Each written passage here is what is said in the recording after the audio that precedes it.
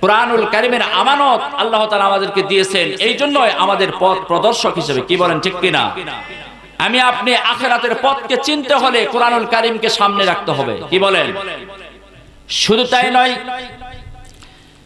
বিশ্বনবী হযরতে মুহাম্মদুর রাসূলুল্লাহ সাল্লাল্লাহু আলাইহি ওয়াসাল্লাম বলেন, যে ব্যক্তি কোরআনকে সামনে রাখবে, যে ব্যক্তি কোরআনকে সামনে রাখবে, এই কোরআনুল কারীম কিয়ামতের ময়দানে সুপারিশ করে তাকে জান্নাতের মধ্যে নিয়ে যাবে। চিৎকার দিয়ে বলেন সুবহানাল্লাহ।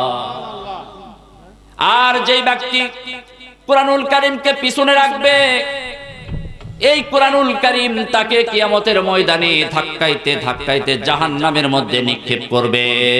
বলেন নাউজুবিল্লাহ। কোরআনুল কারীমকে সামনে রাখার অর্থ হচ্ছে কোরআনুল কারীম অনুযায়ী জীবন যাপন করা, কোরআন যা বলছে তদ অনুযায়ী আমল করা, এটাকে সামনে রাখা। শুধু কোরআন বুকে ধরলাম, চুমু খেলাম, এটার নাম সামনে রাখা না। কোরআন যা বলছে তদ অনুযায়ী আমল করতে হবে, এটাকেই সামনে রাখা। কি বলেন?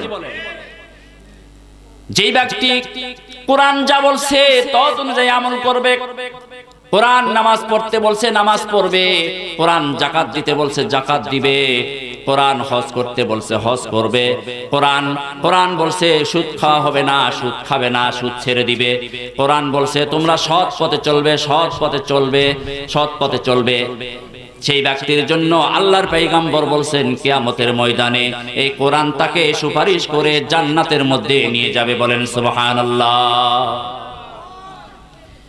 আর কোরআনকে পিছনে রাখার অর্থ হলো,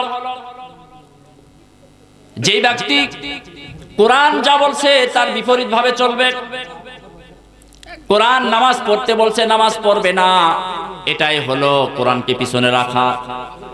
কোরআন যাকাত দিতে বলছে যাকাত দিবে না, এটাই হলো কোরআনকে পিছনে রাখা। কোরআন হজ করতে বলছে হজ করবে না, এটাই হলো কি কোরআনকে পিছনে রাখা। কোরআন জেনা করতে নিষেধ করছে জেনা করবে, এটাই হলো কোরআনকে পিছনে রাখা। এক কথায় কোরআন যা বলছে তার বিপরীত ভাবে চলবে।